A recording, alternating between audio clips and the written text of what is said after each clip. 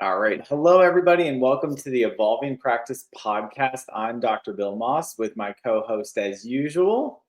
Hi, I'm Dr. Sean Carey. And welcome to another episode. We today are going to, this is kind of a topic that could kind of bridge the gap to many different areas, but talking about what keeps us going, especially, some of the moments, the stories, and the humans who refuel us to keep going and showing up.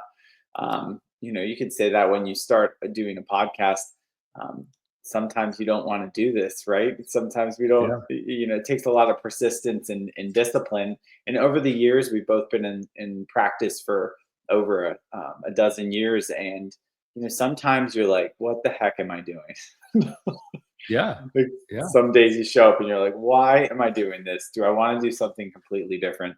Um, but then usually in those moments, something happens that inspires us to kind of stay the course and make a difference. I know you've had many of those moments in your career, Dr. Sean, and we're going to be exploring those in this episode. Yeah. What a great topic because I think, when we have a career like we have, a lot of it's been fueled by passion. You have this passion, this fire to go out there and help people. But it's not like that is last 24/7, 365. There are days where that fire dwindles a little bit. And then we need Yeah. those moments to kick that fire back up when it gets low. So what a great idea for tonight's podcast. Yeah, because some days it feels like everything's going right, right? Yeah. Like you start new people, and no matter what they're coming in with, they're improving, they're getting better. You're having doing healing work with people, and they're having huge breakthroughs, and they're noticing big shifts. And then there's these moments where it seems like life gets harder for them in the beginning. And actually, I feel like I've been managing more of this recently, and just off the top of my head, where people are going through bigger ups and downs in the beginning of care, and that that's a very real thing.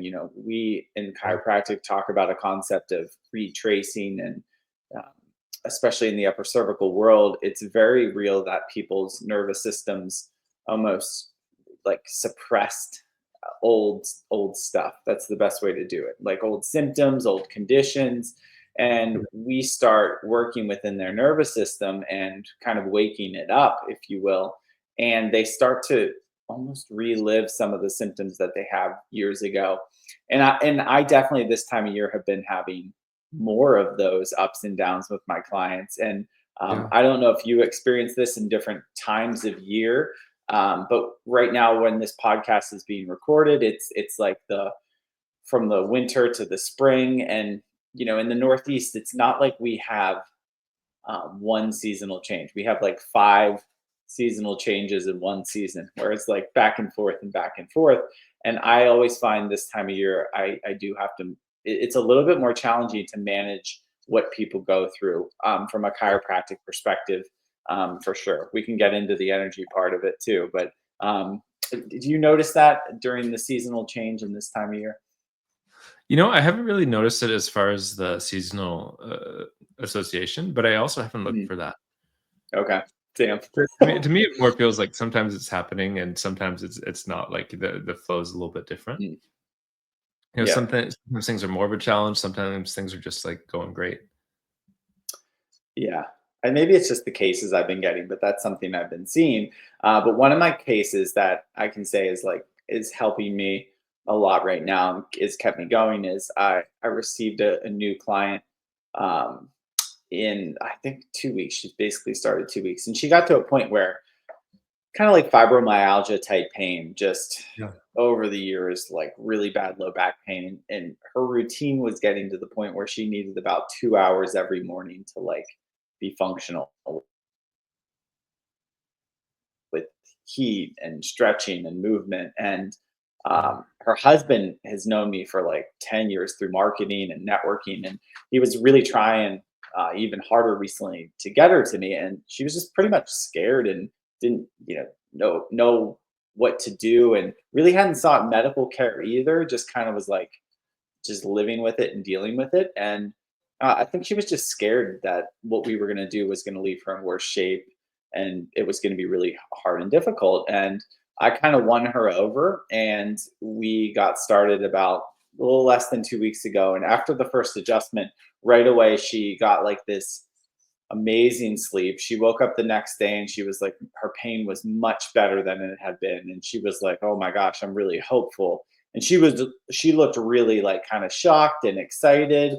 Um, and I'll say it hasn't been glitter and stardust every visit since then. And sometimes that sucks because somebody feels so good after the first one. You're like, okay, like we're going to go through some ups and Yeah. downs and I just need to brace you. But it really helped at least give the opportunity, like, we can make a change and you can be a lot better. So in recent times that was really impactful and kept me going because she was super skeptical, didn't want to come, had all the excuses, was scared it wasn't going to work her. And then she had such a big shift and change, from just one little adjustment, which was fantastic.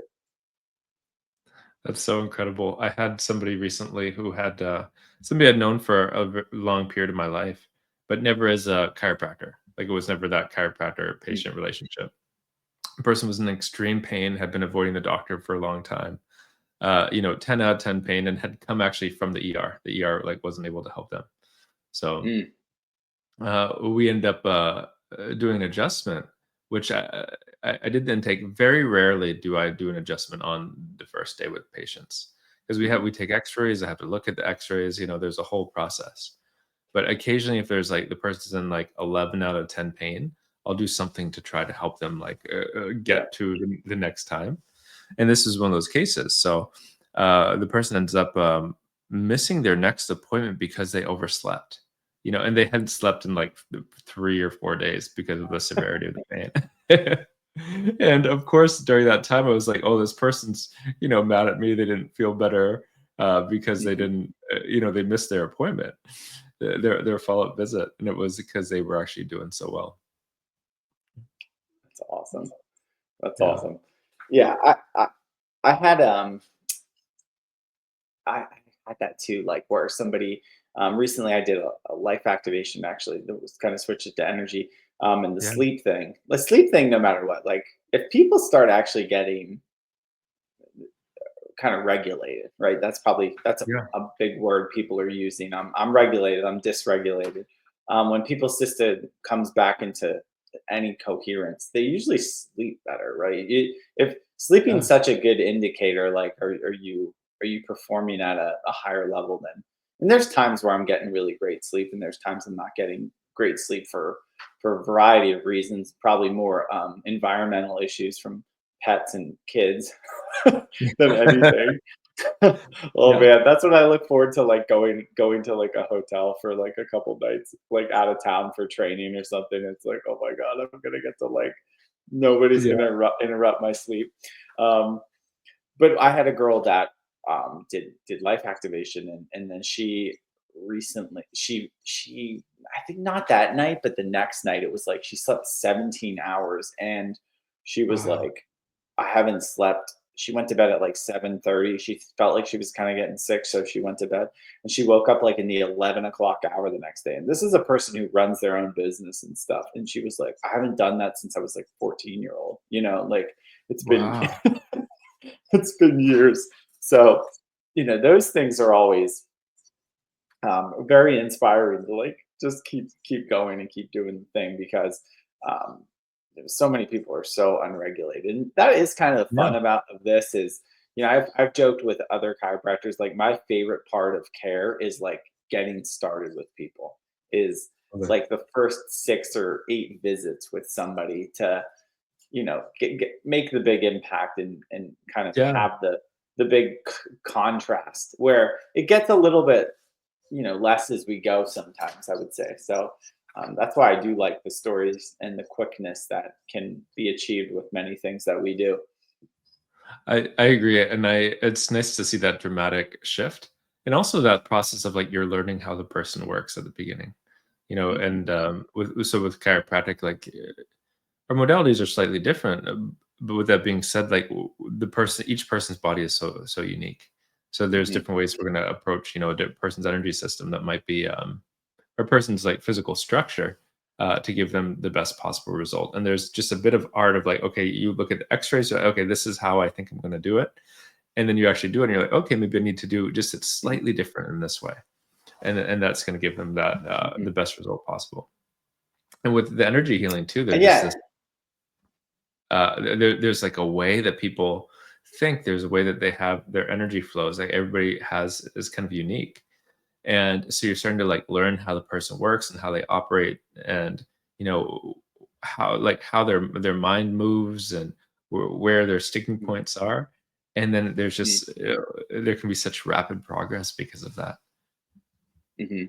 Yeah, I love the getting started with people because there's kind of, and I like course correcting quicker. Mhm. A lot of the work that I do in upper cervical work. There can be a fairly rigid way of doing things, I guess you could say. Yeah. And I think even when I first started doing it, it was like, you know, oh, I found this on X-ray, so therefore I'm going to stick to this. And you share it with colleagues, and they all see the same thing, and then everything about it on paper says stick in this way, but nothing's really changing. The objective stuff isn't changing. The subjective, what they're talking about isn't changing, and then it's like, well, that's insanity to keep doing the same thing. So um, I have learned over time, like when we make some of those quicker course corrections at the beginning, and that's why I communicate. Not that this episode is about this, but there is a regularity that we see people in the beginning, and some people don't understand why a chiropractor would do that, but it's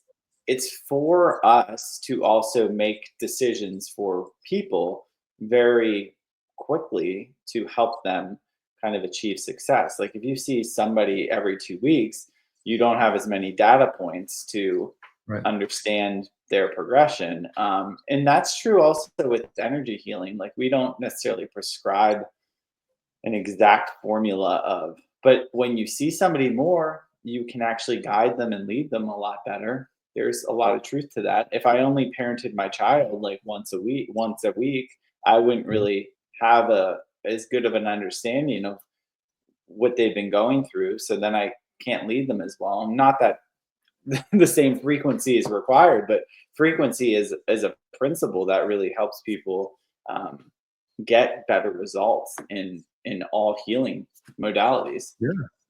Yeah, and if somebody's, I think one of the benefits of that frequency, like, say chiropractically, somebody's off in their upper cervical spine, Hmm. and they need an adjustment. The sooner we can do that, the better. The Hmm. sooner we can course correct. Or if somebody's like way off in left field energetically, where they're really in this state where they're not progressing, they're not moving. It's just a state of suffering or imbalance. Like the Hmm. better we can course correct that, the quicker we can course correct that, the better for them. So there is like just the frequency of like, oh, you can just kind of see someone be like, oh, like your system's really off. Let's get it Hmm. aligned again, and then you can help that person avoid so much unnecessary suffering. Yeah, actually, this is how I just redid. I think the girl is 9 years old. 9 years old now. And last year, yeah, that sounds right. And then last year she was like 8. And parents kind of discovered a scoliosis, like a mild scoliosis. So she had been under my care for a while, but it was at a very maintenance basis, probably like once every 6 weeks, I would say. And um, the scoliosis wasn't super detected, and they just kind of noticed some things from gymnastics and the way she was carrying herself, and she actually had a broken collarbone. Hmm. uh, in the recent history of like, I probably, now it's been 2 years, but it was like within the year leading up to kind of noticing this. So I took an X-ray last year, and it was the early development of some scoliosis through the thoracic spine. And I was like, okay, well, she's young. We can monitor this, and let's start doing some additional work. And I just retook a new picture. The parents really want. They were like, "Are we at that point?" And I was like, "I think it was 14 months." And I was like, "Yeah, let's do it." And it was much better, like much better, Amazing. so much better. I mean, like still a little bit of a lumbar like list or lean, like it, but the Yeah. thoracic spine was like perfectly straight. So it looked so much better. And she's not doing gymnastics anymore. So on degrees, it's just like it would be something now if I showed you, you'd look and be like, oh, that child has a little bit of a compensation, but you wouldn't be like, oh, this is moving into the scoliosis. And I think the point is like earlier and often is there's Yeah. much more hope in change. Like people understand early detection, but like the best time to take care of keep care of people is younger in chiropractic, and then we could probably talk about when's a good time for energy work as well. But it's a lot easier to correct problems before you're in a black hole, you know? Yeah. It is really tough when people get in that black hole. Like I had a new patient who's just started today, and it's one of the most difficult cases objectively that I've ever had in practice. Mm, The woman is elderly, and it's about everything that you could have wrong with the spine. She has wrong with the spine. So it's mm, osteoporosis, severe scoliosis, disc degeneration, spondylolisthesis, arthritis. mm, mm, But not just a little bit. Like everything is severe, pretty much mm. almost at every level. And Yeah. this poor person, she's was in severe pain. I was like, I went my whole life without any type of back pain, and how is this happening now? And the reality Yeah. is, when we look at the X-ray, you're like, okay, this has been going on for at least 50 years. It's just Mm, that there was no early detection. So hopefully that mm, I'll be able to help her and get her some of her quality of life back. But when you don't have that early detection or that course correction, it's just uh, unnecessary suffering, I think. And I see mhm, this too with the with energy healing, where one of the main benefits I think with energy healing is it helps people to end up in the like it resets them on their optimal trajectory, so they end up in the right place at the right time. mhm, uh Sometimes people will like they're kind of off track and they don't know exactly how, but their life just isn't, things aren't smooth, it's not happening easily, everything seems to be a struggle. mhm. And sometimes when that situation is going on, it's like we're just not in the right place, not at the right time. Like we kind of said no to something we should have said yes to, and then we're 100 miles to the left of where we kind of were optimally supposed to be. And that's a hard correction too. Oftentimes, there's a Mhm. lot of change that's needed if somebody's gone that far to the left.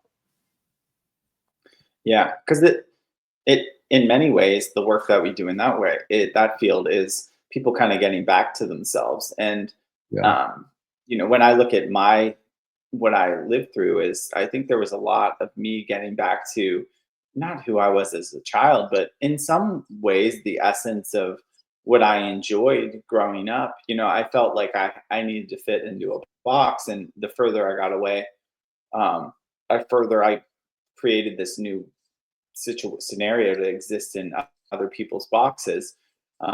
There was a steeper learning curve to get back to that, where when we can kind of um, redirect along the way. But there's a level of like, we have to kind of walk away from the self to then truly know the self. So yeah, not all of it is horrible. And I mean, that's how my daughters has to learn that, that's how yeah. a child has to some degree. We just want to do it in a container that provides love and light and understanding and reflection along the way. And it is really kind of amazing. Like Lauren and I often talk about, this is like almost shifting gears, but if we had children later in our lives, and we've done a lot of healing leading Yeah. up to bringing those kids in, but we realize what it would have been like if we would have had children, you know, when we were 25, as opposed to like, mid to late 30s, and then even in the early 40s. So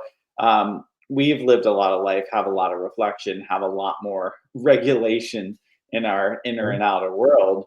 And that makes a huge difference in the way we make decisions.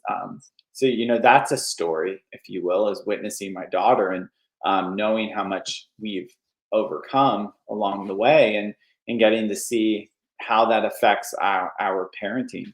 And it affects how we take care of her and react to medicine, doctors, education, science, a Yeah. pandemic, um, in the world it is today. So, based on all of that, it allows us to, that's the story that keeps unfolding. That is probably the most inspirational for me to make the decisions that we do.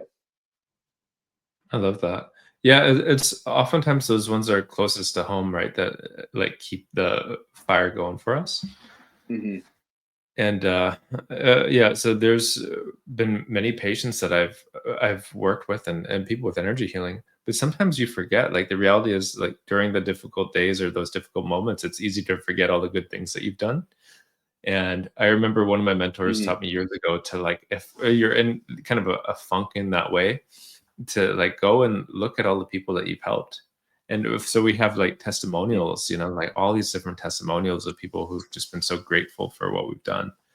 And like that really helps me to keep going. And then looking at people that I've helped with energy healing and just seeing them post on Facebook and some of the different things that, they do is like, oh, like in a way that this person is just really living a joyful life. It's like, oh, I got to contribute to that in some Yeah. way because, before that, maybe that person was struggling or stuck.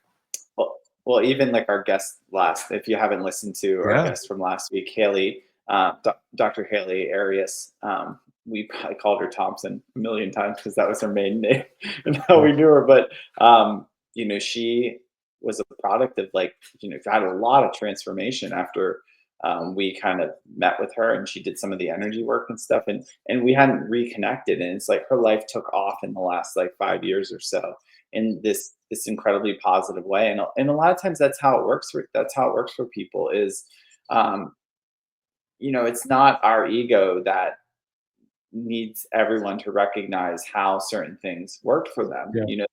There's plenty of people I know I've given an adjustment or two, and I gave them a care plan, and we were going to do this, and like that was enough to make a huge difference in their life. Yeah. This one guy, I remember, his career was he was an arborist, and he would like climb and cut trees. And I follow him on Instagram still, and his account is wild. Like that's such a, you don't think trees weigh as much as they do until you start, seeing branches falling and how Yeah. strategic it is. But he did that for years, and he'd like travel around the country in different spots and was hired to cut all these trees down. And I remember when he came in, he was in such dire straits. And it wasn't just like, oh, now I'm in pain. It was like, oh my gosh, I've been in pain forever. And he does all this traveling stuff. So I believe I saw him pretty consistently for like a month to 6 weeks. And after his first adjustment, like that shifted so much. It turned the whole thing around. He was just like basically the next like 5 visits or so, he just came in like in a state of gratitude of like, and then he was like, I think I'm just good. I'm like off and about and kind of reintegrated to the world. But it was one of those people that there's no way in hell that guy was gonna wait if something popped up again. You know what I mean? Um, Yeah. and that's not typical. Like everyone can benefit by, but I remember just how drastic and fast, and it was like I was the catalyst to just like get him through this thing, and it was a huge, huge deal. And he was a really cool guy, so it was fun. He was fun to work with, even in the short period of time. Yeah. It's like those relationships that we get to build with people are just, Mhm, so impactful. mhm, Some of my favorite cases are like I have some people that I've been working with for I don't even know how many years now. Some clients it's been over 10 years. Uh, and some of these people you see like when you first saw them they were in just terrible pain or dire straits. And now they're doing really well. And one of my clients is in his 80s. He's in his late 80s and he's like I'm afraid to stop coming to you because the whole time I've been seeing you, I've been doing so well. And mhm, my friends like who don't get chiropractic care, they're having all these different issues. And he loves to, he loves to play golf, and all his golf buddies are going down, and mhm. he's still going. And he's just so grateful for chiropractic every time. And It's Isn't it funny when you work with somebody for years, you almost get stuck in this time warp of like, how old are yeah, they actually? Right? yeah, Like I had this with one of my clients, Sarah, recently, and sometimes I see their birth date, and like one of my clients, it yeah, was her 17th birthday today, and it like struck, the dates on their chart, and it pops up, and I was like, is Jacqueline, is your birthday today? And she's like, yeah, it's my birthday. I was like, that's awesome. So happy birthday. But I don't always like pay attention to like how old they are. And one of Yeah. my clients, Sarah, I think she's been with me for probably like 7 or 8 years. And some of my old people, you just think they stay the same Yeah. age, right?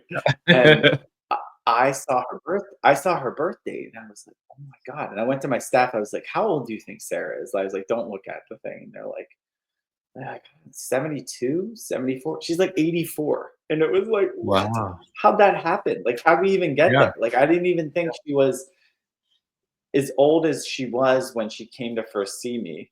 Like, I thought she was younger Yeah. than that age, that she actually came and started. And, she always says, like, I keep coming here because it keeps me youthful, it keeps me young. And there's all these little subtleties and along the way. So it's those people that really, like you're saying, they kind of really help you understand the internal nature of chiropractic and how it affects that with Yeah. for somebody who's been going that long. Because when you ask them why they're coming and why they're seeking it, sometimes it's hard to put their finger on why they keep coming. They didn't start for that Yeah. reason, but they keep coming mainly um, for those reasons. And I've been having a lot of that reflection lately. And those are the people. It's great to have a practice with people that have been kind of steady for years. Yeah. And that's helpful in the energy world too. Like the people that are consistent and persistent, they make the biggest gains and jumps over time, Yeah. without a doubt. They get through their stuff much quicker, and Yeah. stay stuck a whole lot less. Absolutely. Yeah, that trajectory and just as the forward movement and the course corrections when needed, Mhm, especially with energy healing, we can like if somebody has the will to be able to go forward and make positive changes in their life, it almost doesn't matter their starting point so much. Like mhm, I've had people who had tons of money and lots and lots of spiritual study and experiences, but they just kept getting stuck with their ego mhm, and versus people who it's like maybe they didn't have money, maybe they didn't have so much experiences, but they were just like seeking to progress to a better state for themselves, and they just mhm, kept doing the work, and they kind of listen, and we do periodic sessions, and the growth that they made over a short period of time is amazing. mhm, mhm. Yeah, there's an openness that allows healing to flourish, right? Yeah, In all capacities. When people are shut down to the way in which it needs to happen or be delivered, and I'm guilty. I'm only saying this because I'm yeah, guilty of this. Like sometimes it's a dangerous point. The more healing you have, like, and the more you've witnessed yourself through yeah, many different modalities and ways, the more we can kind of get stuck on how it's got to be. Even when I went to chiropractic school, I was under the care of a Gonstead doctor for years, Doc Gonstead Chiropractic, and I had a really very good experience with that technique. And when I went to school, I was like, if I don't have that technique, if I don't have it this often, oh my gosh, am I gonna like be anxious again? Am I gonna have my asthma? Am I gonna like? I was really that tool. I still didn't have the reliance on the power or yeah. the innate intelligence, if you will, God. I didn't have the. It was still I was glorifying the tool the entire Right, time, right. and that wasn't good either because that was causing more stress. Yeah. And that's a part of the journey too, right? Is like that part of mastery of knowing when to apply the tool and when not to. Hmm. Yeah, Yeah. 100%. Yeah, and with the longevity piece, there's one other story I wanted to share because sometimes you do forget, like if somebody was there for 10 years, but there's one woman that comes in and she just laughs at my jokes more than anybody else. So number one, she just like always, I feel like I can just get her going. But she was one of my first clients in the first 2 weeks of practice, and she's pretty much hasn't missed and has been there once a month ever since. And she had all this gastro. Um, issues, and nobody could really quite figure out. And prior to meeting me, it was years of going to different GI doctors and Mm. different tests, and she just had all kinds of GI dysfunction and couldn't eat a lot of things and was uncomfortable, and it was no answers. And within 1 month, like all of it, all the symptoms and all the digestive issues, and she's probably like 70 now, so she was probably about 60 then, they all cleared up, all of them. Mm. And they've stayed cleared up except one time she went and got a colonoscopy, and afterwards it temporarily brought like all the stuff back, so she was like totally worried for a second, but I was like, it worked before, it's going to work again. Yeah, And it did, and she healed up, and she decided that she didn't want to do that again, and it's been just really great ever since. But she's been persistent and consistent, and that's the other thing, like when things come up and you've been persistent and consistent, you've trained your body to heal, things yeah. aren't as big of a deal, right? When Mm. you like actually reflect on your life and do things about it, when new things come up, it's not as big of a deal because you've been continuously course correcting along the way.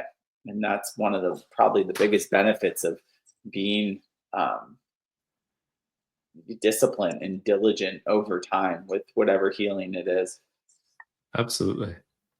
I have a case, a client that I still work with who came to me. He's a young man, and he had I mean, maybe mid-20s at the time, and he had a binder with literally probably like 150 pages in there of medical reports and tests and different things.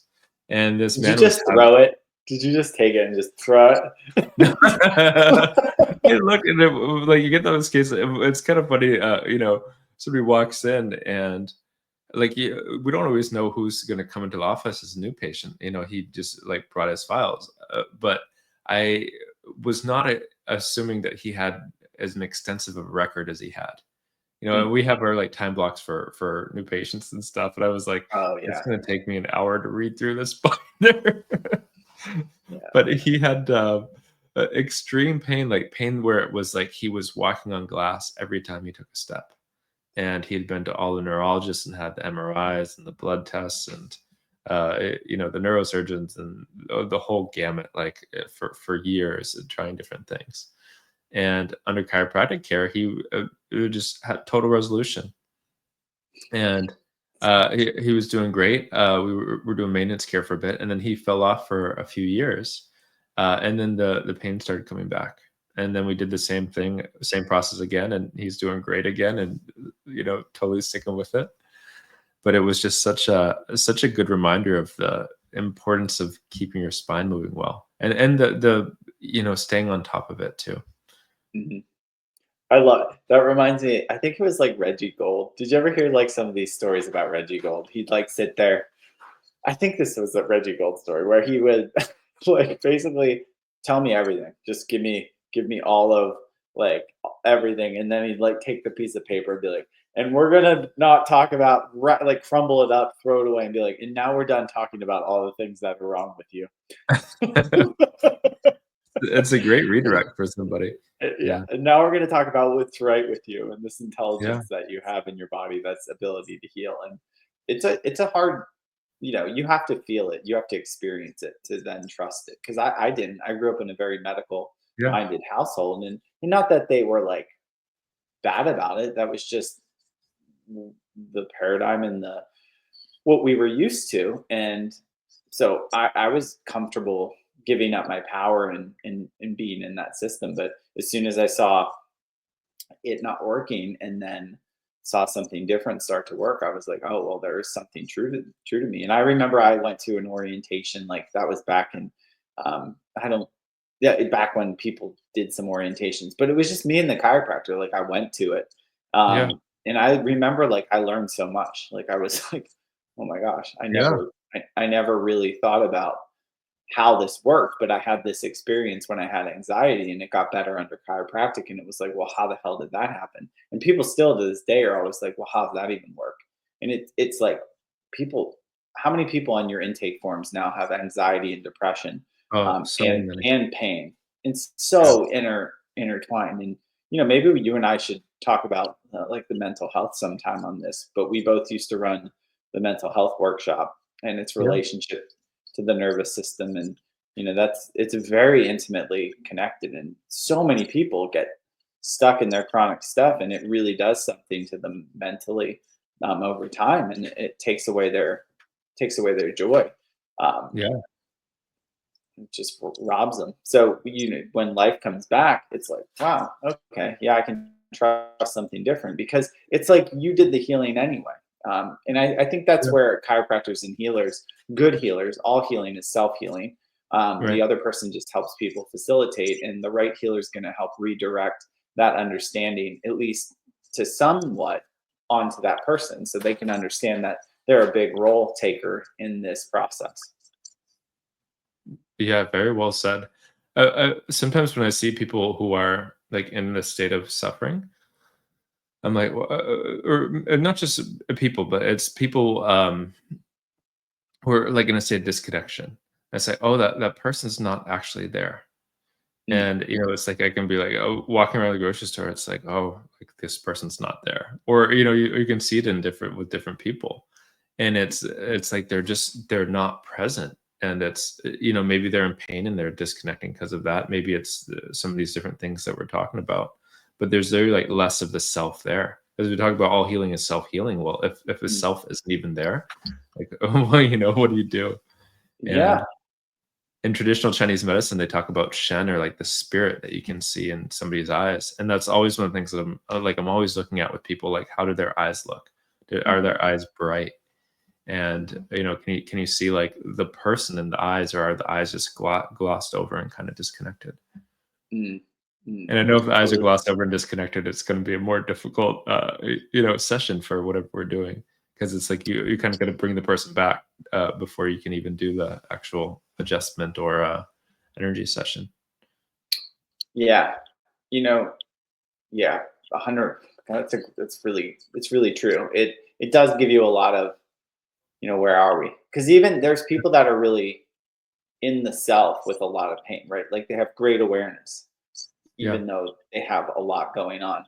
Yeah, like how much of the self is actually there? That's such a great way to describe um, like a percentage that you can see. Like the less of the self that's there, the more you're gonna have like these conversations to kind of like you can't almost relive the same visit over and over again and yeah, yeah, uh the same understanding and education over again because the person's quote not getting it because they're not fully there. That makes a case really tough. That makes a yeah, case really tough. I know exactly what you're describing, and I'm like, I can see that challenge at the beginning of yeah. working with a person. Like how much awareness of the self is actually in this equation because then it's like you're talking to almost somebody else that's not there. Yeah. Yeah, and like that sub personality or whatever it is, it doesn't always, sometimes it's attached to victimhood or these other things are attached to suffering. I had a gentleman that came in that was a really difficult client who probably weighed over 400 pounds, with and his lower back was mostly gone in terms of Mm, degeneration. Severe pain, had been doing everything and seeing all these different doctors. And I was like, you really have to lose this weight because, even if we do everything perfect, the fact of you having like an extra 200 pounds of stress on this back, it's just your body can't do it. And he would just argue with me that he was, had a great diet, and but he wasn't like he's it was like chicken and barbecue sauce and like all these different things, but it was like he just didn't want to make a change, yeah. and it Yeah. was but it was causing massive suffering, and it was like finally I'm like, okay, like who am I even arguing with here? The person's not there. They don't want to come. They don't want to fully show up because to do that would actually be painful for them. Yeah. So, that's what I think one of the biggest challenges that we can have as healers is when the patient isn't there. Like uh, the lights are on, or the lights are off and nobody's home. Not the lights are on. Yeah. Yeah. Yeah. sometimes you're like, oh my God, am I living Groundhog's Day? Like we just have to kind of work through it every time. And that usually doesn't, like, why am I here? What am I doing? What can I expect? I had a gentleman really recently. Um, I think I'm a really positive person, and I believe people can get a lot better than where they are. Yeah. And the reason I believe that is because it happens quite often. But one gentleman I had, I'm working with, he had lots of concussions as a young in his younger days. He had a really bad car accident him and his wife were in 2 years ago. And he also worked in like a freezer, so he lost a lot of like feeling in his hands and feet, and he has a really rough neck, and he's sometimes not super, his clarity's not there. And he's kind of came in. I can tell he's doing better in many ways, Yeah. he's not. I also take care of his wife, and he doesn't talk about his problems as often, so that's a good sign, right? Like, Right. but the one day he kind of like, I don't want to say he sat me down, but he was sitting down, and he kind of reiterated, he's like, Doc, I got a long history of this. Like, I got a really long time, lots of things going on. It took a ton of blows to the head. And I realized what he was actually doing was he was almost like tempering my expectations of the thing. Like, Mm. you don't have to think I'm going to be like 100% in all ways. And I was like, oh, he's trying to help me understand that like he's okay with it not getting back to like, Yeah. he's functioning like a 50-year-old that didn't have health issues and didn't live the life he lived. And I was like, no, I get it. That's actually not my goal. I understand the limits of what you're describing, but I also always believe we can do better and improve upon the Yeah. situation. But it was one of those stories that helped me understand is like, not everyone's expectations are the moon, for you to be a Right. miracle with Yeah. everything.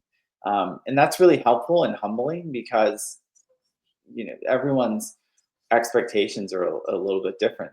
Some people will give you years to help them. Other Yeah. people will give you 2 visits. Like, Yeah. that's their patience and their tolerance, and some people expect you to do one healing modality, and, like, what did this do? Like, is it permanent, Yeah. right? I got in a conversation with a gentleman who him and his wife did life activation on Friday, and just as the intake before, we were going over some of the things he could expect, and he was like, "Well, if I experience those, are they permanent?" And I was like, "Well, we don't live in a permanent a world. Like, Right. there's Right. impermanence." And I was like, it can have big shifts and changes that will evolve over time, and maybe you'll be attuned to them, maybe you won't be attuned to all of them, and maybe you'll be inspired to do something different afterwards, Yeah. and an additional thing to help continue to grow. And he got that, but this understanding of like, what's the one thing? Well, like, you're the one thing. Like, Yeah. that's it. It's like our constant redirect is like, you are the one thing. You are the thing that does the healing. You work with many people, types types of practitioners, and you're always the one doing the healing, and you're always the one that's in charge. You outsource your power and intelligence to other people to help assist you, because we're meant to help and guide each Yeah. other, and not Yeah. only one person is meant to do it on their own, but at the end of the day, you are kind of like the unique key in all of this. And I think that's the main role of a healer, is to kind of help people know that that's who they are. Yeah. Was so well said. Yeah, that healing power comes from within, whether it's spirit or whether it's soul or whether it's the physical body and the nervous Mhm. system. Yeah, it's absolutely coming from within. Yeah, I love it. And I think, you're like, this topic that we started out with was what keeps us going. And I think this podcast served as a good reminder. I think in some ways, I don't know if you feel this, but I kind of needed it. I think every Yeah. year has some weeks that are a little more challenging, and as practitioners, I think a lot of times people look at us and like, we're always consistent, and everyone's always getting well and stuff. And there's a lot of challenges, and it's good to talk about the good things and be grateful for all the people that you helped, because we're not going to bat 100% with everybody all of Yeah. the time. um, but it's our intent is to continue to do our best. And honestly, I feel like this podcast is going to help me keep going, so I'm glad we picked this topic for this episode. to explore. Thanks for being kind of the inspiration for it, Dr. Sean. Oh no, thank you. And we're always evolving, and I think that's one of the things we love about the podcast too, is that our goal is not to have just climb a mountain and stay there. We want to climb a mountain and then climb the next mountain and then climb the next mountain. So I think that's something that we can all share on this journey together. Yeah.